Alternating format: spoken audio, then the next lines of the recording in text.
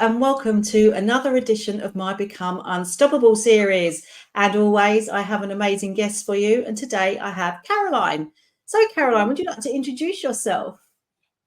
Well, hello, I'm Caroline Antonia. I'm co-owner of Rebellious Business and co-leader of 2,500 Rebels in the Rebellious Business Network, and happy owner of, I think we've got about 100 clients altogether on our books. So yeah, that's a little bit of my introduction.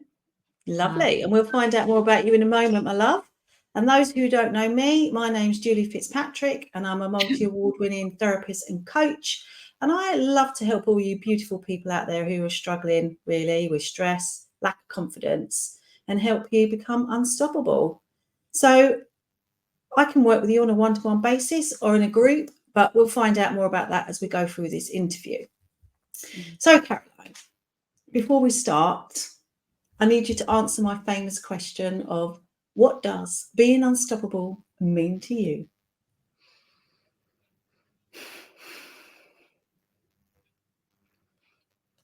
I guess it just means like not holding myself back. I think the biggest issues I've had in my life have been to do with myself. And I'm definitely not one of these, I don't externalize problems, or maybe I've thought they're from the outside at least, but my issues have always been from inside of me, always, always, always. And I've got the philosophy that if there's a problem, it's inside of me. I really do believe that. So I feel pretty unstoppable these days. Like I feel like, you know, I've got this real path of least resistance, and I've been on it for a little while now, which is really quite nice. But there, you know, the lesser times when I feel stuck or struggle, or I'm unable to, I don't know, progress, is always to do with me. Always. It's something I'm making of the world. And so I think it's just a case of being unstoppable is about actually stopping and to take stock of what's actually going on. Like, what's the reality of the situation? What's the actual reality of the situation? And how do I reframe what's going on so that it no longer is a pain for me? I think that's a little bit abstract. I hate being abstract. I hate it. But that's kind of my thing. Being unstoppable is just basically getting over myself, I guess. Yeah. And that's really important, right? Because if, like you said, like if you're stuck, it is only you that's keeping you stuck, really. All right. Okay. Sometimes there might be some real huge external control factors or something that are out of our control. But the only thing that we are in control of, incidentally, actually, is our thoughts. Everything else is out of our control. So yeah, I mean, good luck. I certainly can't control my thoughts. They are wild. Yeah, I don't even think I've got control but you can. I would love it if I have control over my thoughts. I guess no. I think my thoughts, especially as I'm a creative person as well, they're wacky, wild, and have a mind of their own. No pun intended. But you don't have to invest in them. Some of them, you know, like, no, I'll let that thought slide. And that's the challenge, though, right? Isn't it? It's like, yeah, we're going to have thoughts. Some people have more thoughts than others. Some might be wilder, more creative, whatever. But the point is, though, it's about controlling those negative ones and controlling the way we talk to ourselves, isn't it? And getting over ourselves, really, as you said, and not letting it rule our lives. And unfortunately, if we say, for example, wake up in the morning and we start off with a negative thought, then that's going to carry on throughout the day, because then that negative thought will have it's like a domino, isn't it? And then it impacts your body on a physical level. And then before you know it, you spent the whole day being doom and gloom. And maybe as a result of that, you've not exercised, like you haven't gone to the gym that you promised yourself. You haven't eaten that healthy breakfast, lunch and dinner that you promised yourself. And maybe you've had too many glasses of wine or cigarettes or whatever other people's vices are, right? Because of that thought that happened in the morning. my heart goes out to people that haven't got control over their lives in that sense. Like, I've never really been, I've had my ailments and my issues, but yeah, I've never really struggled with life that much where it's like I have to, take substances or anything to support me getting through that. Do you know what? It's hard for me to really even get myself in a negative thought space. I had a really bad day actually yesterday, day before. Yeah, day before. I was about to go into an event. Not one. I was at a big event last week, but a different event, my personal event, and I was really, really struggling with a person there who I've got a long history with, and kind of felt like I was entering the lion's den almost. And I didn't even really know I had negative thoughts about it. I just felt, I felt a bit angry. I was like really like pissed off about the history, and I didn't really know. So I guess I knew I woke up feeling angry, but I didn't really know why. I could kind of get into it a little bit.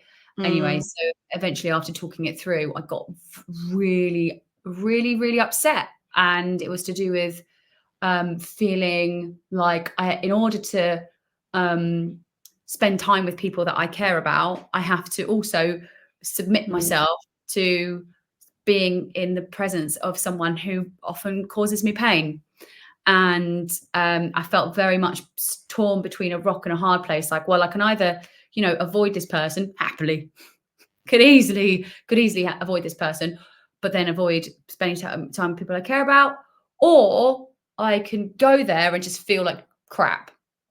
And so that was my thought process. I'm more inclined to say my belief, because like once I got that out, I was like, actually, that isn't the truth. I don't have just two options. Those aren't my only two options in life. But the thought that these are my options, shit A or shit B, was like, it caused me to be angry. It caused me to feel resentful. It caused me to feel unjustified. I was a bit anxious. I was a bit frantic and pacing about and all this stuff. And the day was really hard. I managed to get that out. I was like, oh, okay, that's what I'm thinking. And I think that's important. It's like, we don't know what we're bloody thinking. I didn't know that's what I was thinking. I didn't know that's what I was coming up against. And then when I even just clarified it, it's like, oh, this is why I'm upset. I feel like I've got this problem or this problem. I don't have anything in between.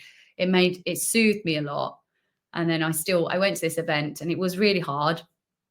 But now I know, like, oh, it's just going to be like a process of prolonged exposure and setting boundaries. That's basically it.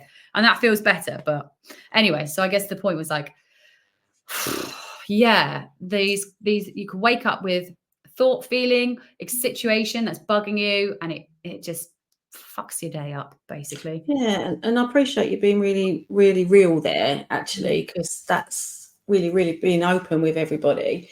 And actually, you raised some really valid points there, because sometimes we think we have to think our way out of everything, but actually it's not. We don't have to think our way out of stuff all of the time. Sometimes we have to feel our way out of it. And this is something that I've had to learn over the last few years, that I was very much thinking in my head all the time, like 35 years in the corporate world, like, I'm too busy. Oh my God, am I going to think? Didn't want to stop. I don't know if want's the right word, but didn't know I needed to stop, right?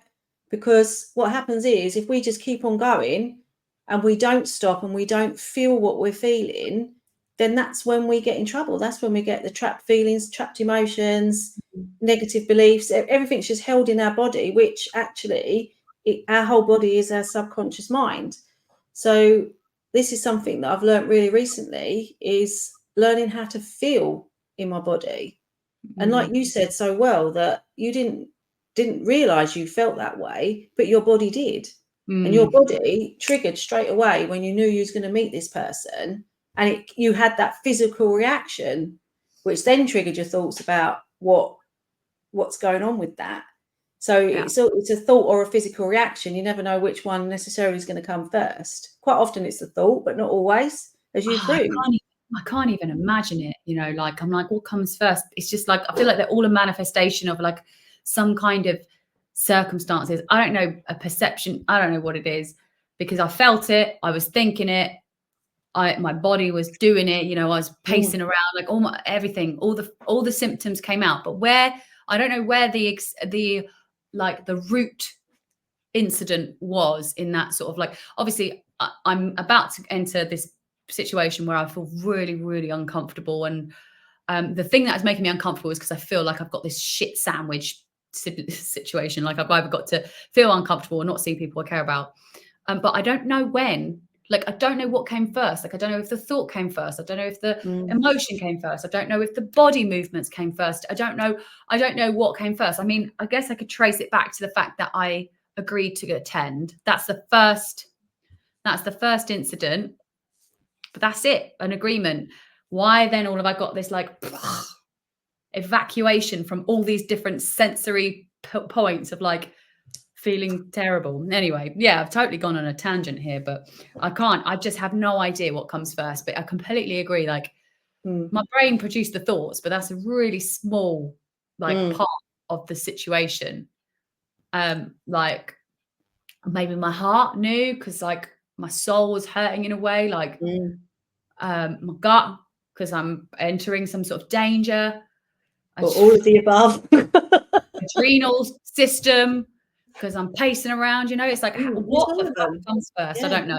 But yeah, so and that's the thing. And it's interesting that those things, not letting those, like it's a very experiential thing. Like all of your senses are overloaded in that moment. Thoughts, feelings, body, gut, heart, like all of your everything's like overloaded. Like you're just got all of these things happening. But for me, those things happen, and I wonder if one day those things will stop happening. As you know, this idea of enlightenment, I'm not sure. But regardless of whether that happens or not for me, I do think, like for me, coming back down, seeing the truth for what it is, becoming comfortable again, becoming like at one with reality again, I suppose, and being like, okay, that for me is how I become unstoppable. Because then I was able to go into this. I mean, it's a very small example, but I was able to go into this situation and be okay. And under normal circumstances, I'd be burning. I'd be in that situation and really resentful, but I was okay in that time on this occasion. So that's me. And what I would say to that, and for anyone that's watching, actually, interestingly, your options were, there was a third option there, right? Your third option could have been, I'm going to do some breathing techniques. I'm going to calm down my body, my physiology, so that it's not doing all the things that you described. And then you almost imagine that you're putting on like an invisible cape of security, safety, or bubble, or whatever it is. And that then protects you from whatever that person's going to start throwing at you. And it just bounces off your bubble or cape, right? So you don't let them penetrate in. So in your situation, without us going into too much of a therapy session here, is, you know, if this was a therapy conversation, I would be doing work with you on embodiment techniques to free yourself from those feelings in your body, definitely doing breathing techniques to calm your physiology down, but definitely looking also at what the trigger of that was, because obviously you don't need to answer this question, but that person in question, is it a recent trigger or is it a trigger from your past? You know, and as I say, you don't have to answer that, but just it's a long trigger, long standing trigger, for sure. And this is the thing, and it's so you also said, oh, I'd love to be able to control my thoughts, but actually we can all do that, but we just sometimes need to know how and get help if we need it and want it. I mean, that was a really big intro, wasn't it? Whoa, yeah. If that didn't get them listening and carry on watching, I don't know what will. Yeah, I think we covered some real ground there. So anyway, Caroline, right? We met from me being part of your wonderful Rebellious networking group. So that's what you're doing now. Do you want to tell us a little bit more about that? But how did you get into it? Because most of us who are entrepreneurs. Some people start entrepreneurship from day one, but most of us don't, right? So do you want to give us a little bit of your backstory?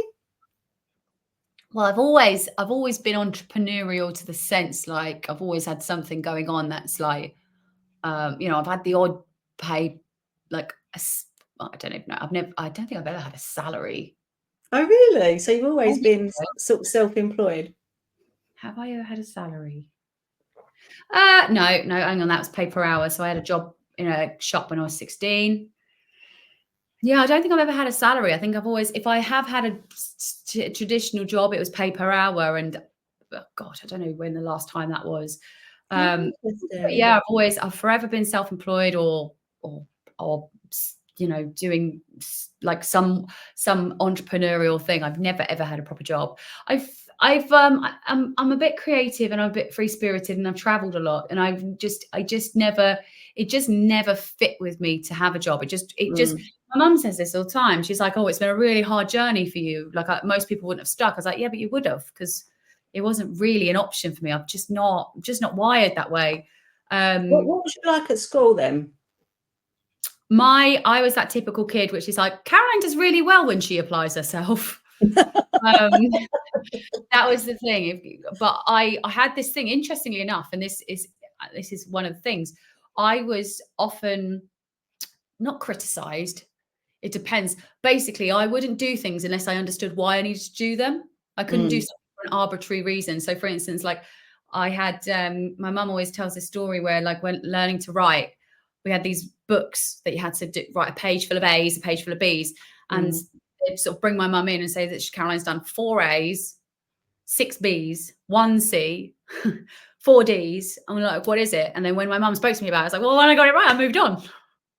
Like, I didn't see it as like, I saw it as like, right, well, I need to learn to spell, so I need to do this right. Oh, okay, got that. Like, I didn't see the value in continuing on this thing. It's like, I've got to learn these letters, man. Like, let's just let me learn these letters. And I didn't. So I've always been a very much like, and I had an ex-boyfriend say this to me once. He's like, you won't do anything if you don't need to. Like if you're not even needed, if you're not passionate, if I'm not driven by it, I just won't do it. I just won't do it. I just have no interest. I have no desire. I have no ability to not follow the rules, but to carry out tasks because they're required to be carried out. I just don't have it. It's just like I'm forever wanting to problem solve, quite honestly. Okay. So once you solved it, you're bored. Once I've solved it, I'm bored. And if I'm not presented a problem, I struggle because I'm like, why am I doing this? I need to know the bigger picture. I actually worked as a copywriter freelance, and they were saying, we need this sales page. I'm like, why? What's it for? They're like, it doesn't matter. I'm like, okay. Why? I just need to know. I need the bigger picture, and I need to be able to like I just need it. It's just, I find it very, very hard to just complete tasks. Yeah, I mean, that's fair enough though, isn't it? If you're it's like being given a jigsaw puzzle and they've deliberately kept 4 bits back, isn't it? Why would you do that? Like being given a jigsaw puzzle and having it like being told you need to I don't know. It's unnecessary. It's like giving you the jigsaw without giving you the picture to follow, isn't it? And you've got to work it out for yourself. Maybe. I just have to be really invested. I think that's what it is. It's like giving me the jigsaw puzzle without telling me why it's a good puzzle to do. So just do this. Oh, no, I just can't. I'm not really driven by reward either. It's like, once you do this, you can go out. I'm like, no, I'm happy. Don't do it. Yeah. I need to be able to see. So for instance, like I'd much rather fix a burst pipe because I can see how it's working rather than like just put something together. Anyway, so that's just a bit about my what I was like in school. My sister, I didn't know this, which is really fortunate actually. My sister was considered like a protege. Like she was the favorite. She was like a flipping genius in gifted and talented classes. And I didn't know this, but I was kind of considered like an underachiever, which was mad because I was in top set for everything. I was like, what do you want from me? But my sister was an overachiever massively. Was like, so I was the black sheep and I was like the naughty one. They were like, Caroline, why is she doing this? Because I just wouldn't do the work really. Interesting, right? Because when I studied my rapid transformational therapy with Marissa Peer, who's the founder of it, she always said that we're all given roles as children. So you have the perfect one, which sounds like your sister. Oh, 100%. She's a golden child. And then you have the rebellious one. Oh, yeah, that's probably sounds me. like you. Yeah. Then there's the carer, the one that always looks after everybody else. And then there's the sick one. So if there were 4 kids, each one of you would have a role. My sister would be the carer and the golden child, and I'd be the sick one and the rebellious one. I was forever ill. I had asthma, and I was always getting chest infections. I was always ill, and I was a bit more rebellious. Oh, but interestingly enough, I didn't know that Vanessa was the golden child. I thought I was. I just didn't know. My parents somehow managed to hide it from me that I wasn't the favourite, and I was like, "Good job, guys," because I had no idea. I would disagree with that. Oh, really? And I'll tell you why I would disagree with that. Because you consciously may not have realised that, but your subconscious so did, right? Probably. And why do I say that? Because I wouldn't mind betting, and just for the viewers, just for openness here, I don't know any of this, right? I'm just putting it out here. We haven't spoken about this. Yeah, okay. I literally, with you saying about the sick bits, right? That probably was your cry for help, right? So, for example, if say like a child has got eczema or something like that, right? Now, your clever brain, or the child's clever brain, right, might have created a part of them that created the eczema, right? Because what happened was they didn't really get a lot of attention, but actually when they got this little flare up, so I'm making this up, right? Mum was like, "Oh my God, Julie, what's the matter?" And they spent time with me. And maybe that was the first time I ever felt that anyone spent any time with me. So my body would go, that felt quite nice. And then next time, it's like even much, much bigger, much worse. Yeah. And then they have to spend time with me going up the hospital and spend time with me doing this, and it's a way of like getting attention. Yeah. Subconsciously. Yeah, I can see that, isn't it? I can see that. I've never felt I don't know. I've not ever felt starved of attention, and that's not necessarily true. My mum's very attentive. Dad not so much, but he wasn't really involved with me being ill. So maybe I was definitely a sick, rebellious kid. That was me. The subconscious mind has all the answers. Yeah. Not necessarily conscious mind, but the subconscious does. Yeah, it's interesting though, isn't it? The last couple of years have been a real I've suffered from depression and chronic anxiety for my whole life, to the point where I didn't know I had it. I just thought that was life. I just thought life was painful. That was normal. And the last 2 years, probably not even that. No, it wasn't even that. It's been about a year, actually. It's been a bit longer that I've been trying to resolve it, but the last year where it's been resolved, and I've been like I've just been all right. I've just been okay. I didn't know that life was generally nice if you weren't anxious and depressed. A lot. I used to get ill a lot. I used to get anemic a lot. I used to have chest infections all the time. I used to get really ill, and I've not been ill since I've resolved a lot of stuff. Peak health. And that's, I have to assume it's to do with feeling better, because of the massive strain on your body from being stressed creates ruins your immune system and makes you ill. Exactly. So I've been so I've been so good recently. Sorry, I'm just watching a crow chase a squirrel, which was interesting. Sorry, I just saw this. I thought the crow was about to take the squirrel off. I was like, so I've been feeling a lot. I'm not been getting ill. Yeah, and this is so true. And this is what I try to get across to my clients and people that I need to be my clients, really, because it's that thing. If we're not looking after ourselves, then we start getting psychological, physical conditions, right? And it doesn't matter how old you are, it could be from your childhood. So I did a client today who we went back to being 1 year of age. Oh yeah. Mad. Can't imagine that. Can't imagine that. I've had ones go back to the womb.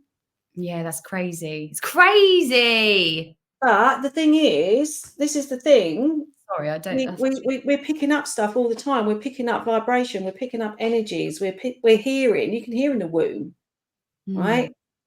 You can, all sorts can happen, and we have to be so careful how we, if we've got young children in particular, that we're portraying, because they will be picking it up.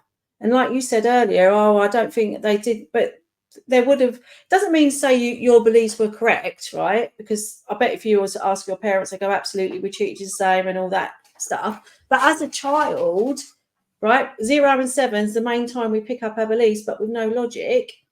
If you're 2 years of age or something and something happens and you think that you're not loved, or you're not part of the family, or you're different, or you're not enough, then that's the belief that you're going to carry into your adulthood. Yeah. Rightly or wrongly, which mainly is going to be wrongly, right? And people were living their lives, running their businesses, being in their professional career, doing what they're doing, maybe messing up their children along the way because they haven't fixed their limiting beliefs, and they're, and it's coming out in different ways. Yeah, because it's all learned behavior, right, as well. Yeah. I couldn't really say much in terms of like going back in time to resolve things, but I do know that I resolve things that have been problematic for me forever. Let's say, like, I didn't necessarily have to travel back to moments, although there were times when I resolved something, I'm like, whoa, that's been bothering me for a while. It's been bothering me for a while that I actually didn't think it wasn't a story. Like, I had an issue dating, as an example. I used to go on dates. I used to not like the date, and then I would come back and I would feel so depressed and deflated. And it's really interesting because I used to dread dates because I was scared that I wouldn't like the person. I was like, I don't care if they don't like me or like me. I just dread not liking them. And that's because when I've resolved it, when I figured it out, it was actually because what it reconfirmed to me was that love is scarce and that I can't find love. And so if I go on this date, this person, I don't like them, that was the trigger for me. I need to like this person to know that love is infinite or it's everywhere. But actually what it's doing is it's reconfirming that love is scarce. And then I go back to feeling like, oh my God, love is scarce. Told you. Yeah, exactly. And I found it so deflating and so debilitating. And then you've got that horrible experience of like, well, I've got to get out there. Like I've got to go on dates. Otherwise I'm going to be alone forever. There's, the other trigger. If I don't go out on dates, I'm going to be alone forever. And so then I go out on dates. I'm like, oh God, there's no one out here. And it's this horrible cycle. Yeah. Horrible. Yeah, really horrible. And so when I resolved that, I was like, wow, that's been around for a while. Like that was just my mess up. That was how I thought the world was. I thought, love could pick and choose. I don't believe that now. I'm like, no, love is everywhere. It's infinite. Like there's no buckets. It's everywhere. So it's like, okay, I just get to experience it or not experience it. That's more of my philosophy now. But I didn't have that.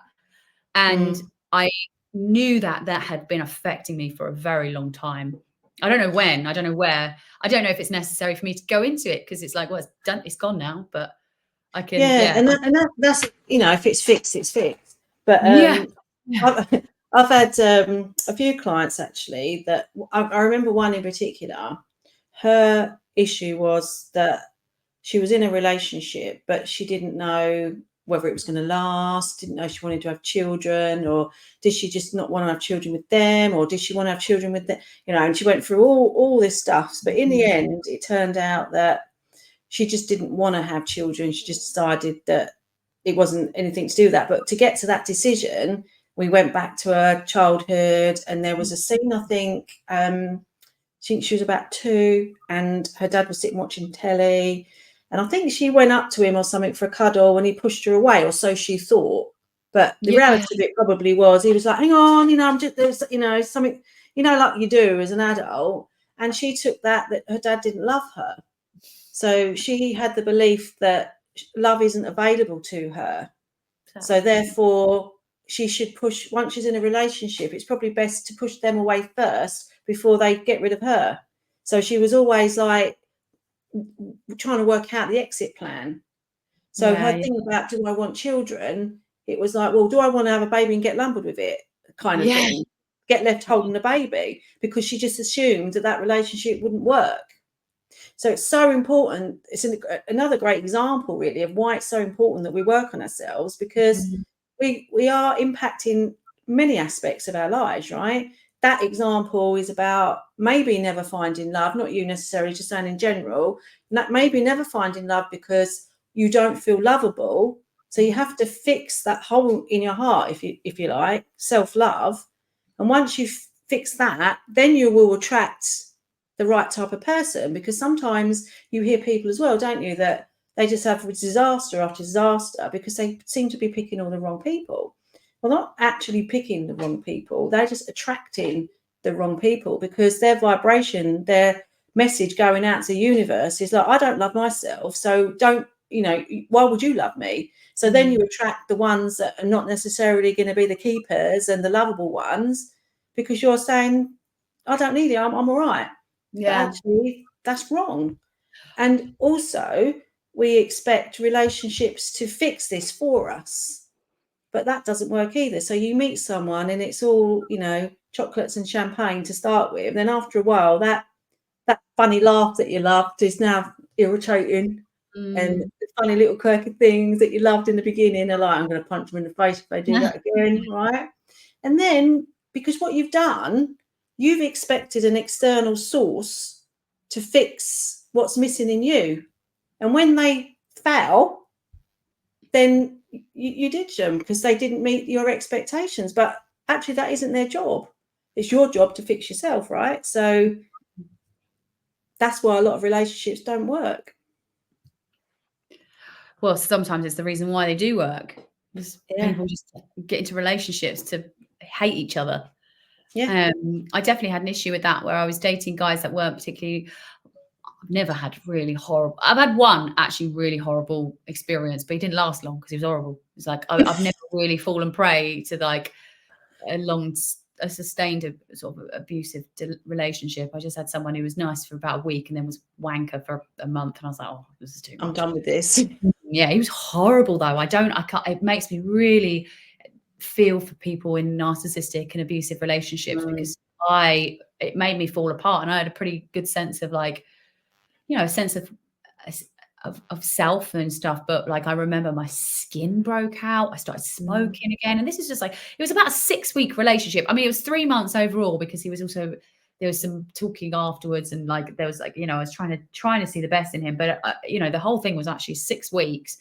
And in that time, my physical symptoms were I had horrible skin. My skin really broke out, and I was smoking. And I was just like, how have you done this to me? Like, completely reduced me. Anyway, so that's the one experience I had with a really abusive, horrible relationship. And honestly, it was just name calling. He was just name calling and belittling me. It wasn't even like the real extremes and horrible stuff. It was just name calling. And half the time he was calling me names. I was like, you're an idiot.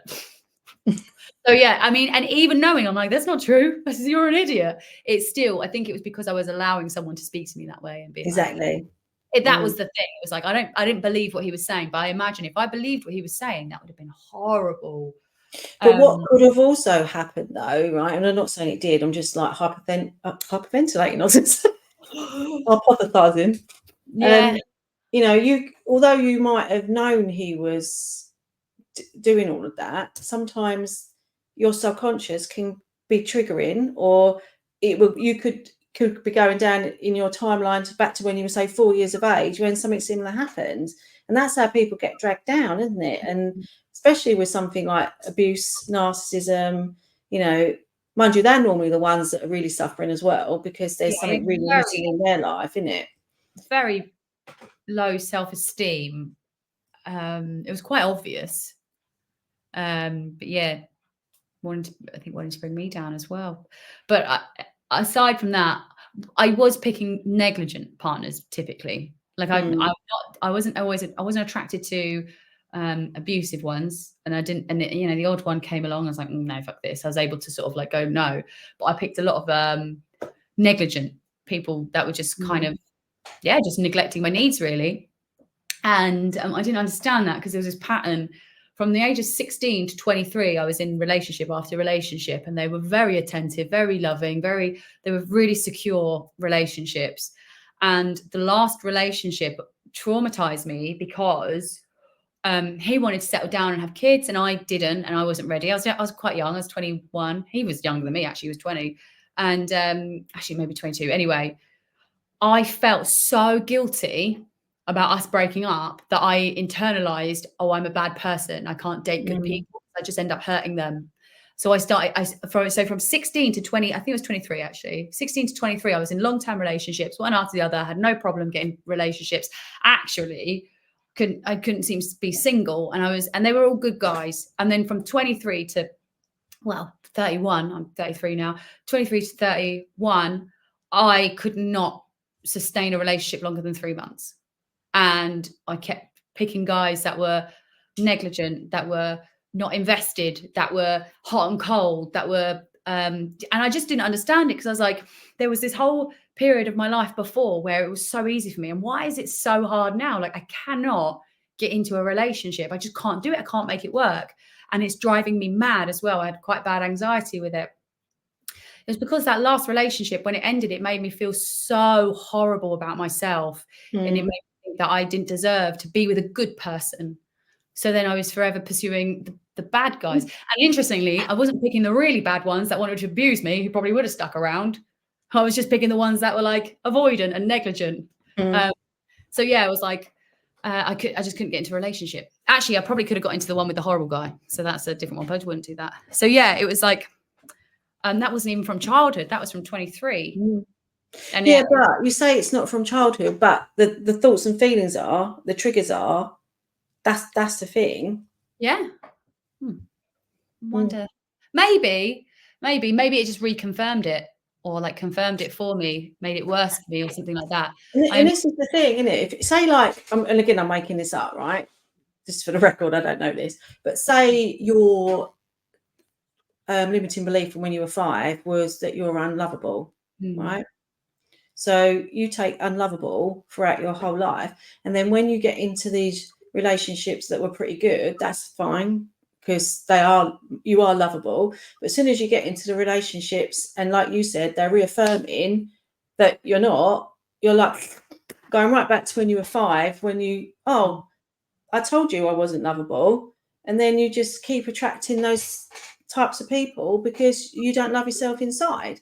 Now, I know that's not necessarily the case now, so no, you have done a lot of work on yourself, and that's the difference, isn't it? That's the whole point. We need to work on ourselves. I've had to work on myself. I'm working on myself all the time, and you've seen me in like vulnerable states as well. And it's kind of like, because you get caught up in whatever you're caught up in that moment. And mine was scarcity as well, wasn't it? Bit of fear. But what we're all good at is we don't acknowledge all the good stuff that's going on. We just focus on the negative part. And the more we focus on the negative part, we just attract more of it. So that small thing ends up being massive. It doesn't matter about all the wonderful stuff that's going on over here. And it's trying to switch over to, okay, try and ignore that part, isn't it? And focus on the really good, positive stuff, which sometimes feels very challenging, if not impossible. Yeah, but it's not. If you've got like negative Nelly, and this is your brain, not someone else, you negative Nelly in your inner ear, knowing life's terrible, no one loves you. You go, oh, look how wonderful life is. Like, it's not going to work, is it? I mean, sometimes it feels like it's too much hard work to even want to work on it. But we have to, because it goes back to the thing, the only thing we can control is our thoughts, remember, because they are just thoughts, right? And it is about, when I work with my clients, actually, we do a lot on this. It's about getting that thought and examining it before you give it time, and then let it go out, because it does. We can. But another quote from Marissa Peer is, if you imagine your mind is like a wild horse, how would you expect to train it if you're not a horse trainer? Yeah. Which is true, right? So we can do a lot of stuff ourselves. We can listen to podcasts, we can Google stuff, we can read books, we can do a lot of self-care, we can journal, all this good stuff. But are you actually going to be uncovering the real root cause of what's making you feel like that in the first place? And maybe some can, but majority of people can't, because it's hard work. It's hard work every day facing that old habit, because that's what a lot of it is. All that thought patterns are habit, right? So say, for example, you're 50 years of age and that's been your habit for 50 years. It's going to take a lot of self-love, self-conviction, determination to do that by yourself, right? But that's when you engage someone like myself who can actually do two things, right? I'm a therapist and I'm a coach, right? So with the therapist side, generally you will be looking at the past, but depending on the training of that counsellor, they might not even be allowed to go to the past. I was, because I was psychodynamic trained, but you're not really generally tapping into the subconscious mind. Now you take a coach, depending on how they're trained as well, generally speaking, they're talking with a conscious mind, but that is the here and now and projecting to the future. Counselling does too, to a point, but the point being, they're both dealing with the conscious mind mainly, right? But when we work with me, you get both, right? You get the therapy, so I'm trained to do that, and I go to the root cause of what's holding you back, and we free you from it. But then we also have the conscious coaching, where we can guide you through it. And when we've made those deep-rooted changes, sometimes you've lost your identity. Sometimes you don't know who you are anymore. So, yeah, it's great that maybe you're not anxious anymore, or maybe you're losing the weight that you've always had, or maybe, I don't know, maybe all of a sudden you love yourself, but you don't know how to deal with it. Maybe, you know, going dating, you don't know how to handle this new you, right? So the conscious coaching part embeds that, and it changes your habits, makes them embed. So it doesn't have to take a long time. It just takes finding the right person to do what you need to do to get the job done, and do it relatively quickly. And that's what you get with me, really. This is definitely the part where it's like, oh, I think you should. How would one book a call with you, Julie? Well, thank you for asking, Caroline. You're welcome. Well, one can contact me on any of these social medias, actually. That's terrible, because I don't know my number off the top of my head. How bad is that? But Millieside therapy and coaching. I have it. Do you want your number? Oh, mind you, the one you've got is probably my personal one. Oh, okay. I know that one. I know that one off the top of my head. But yeah, come and find me. I'm on Julie Millieside on Instagram, Millieside Therapy and Coaching on everything else. Go over to my YouTube channel and watch my client videos, my client testimonials, and all of my other videos, just like this one, which will go up there at some point in the very near future. Amazing. Oh, Caroline, do you want to do a shout out for yourself now? Because we seem to have run out of time. I don't know how that happens. For anyone who's interested in joining my community, it's the Rebellious Business Network on Facebook, and you can find me and Cordelia there. Free community. Just come say hello. Once you sign up, we'll send you a template which will help you introduce yourself. It's called the Connection Template. Helps you get out your head when trying to introduce yourself to a bunch of new rabbles. No, wait, the rebels who rabble. The rebel rabbles. There might be a bit of a rabble, but who knows? Yeah. So just search for the Rebellious Business Network on Facebook, and you'll see our upcoming events, our products, our trainings, our network. Yeah, all the things just there. And I must say, Caroline and Cordelia are amazing, and I definitely recommend it. If you're a business owner and you're needing help and you feel stuck in any way, whether it's gaining new clients, whether it's just finding connections, go over to the Rebellious Networking Group. It is amazing. Oh. And what I love, there's many things I love about it, but one of them is you actually encourage people to post stuff in that group, whereas so many of the other business networking groups, it's great, but you can't post. And you're like, promote yourself.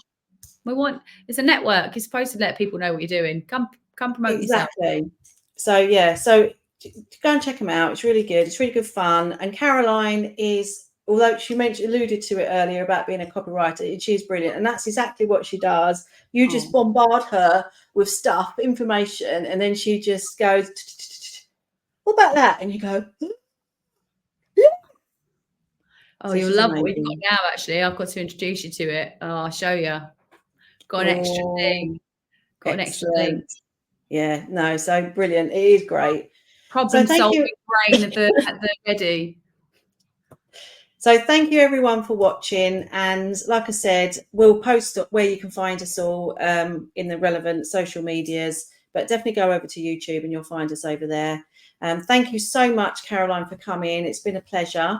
You're welcome. And I hope you've enjoyed yourself. I have. I feel like we just scratched the surface.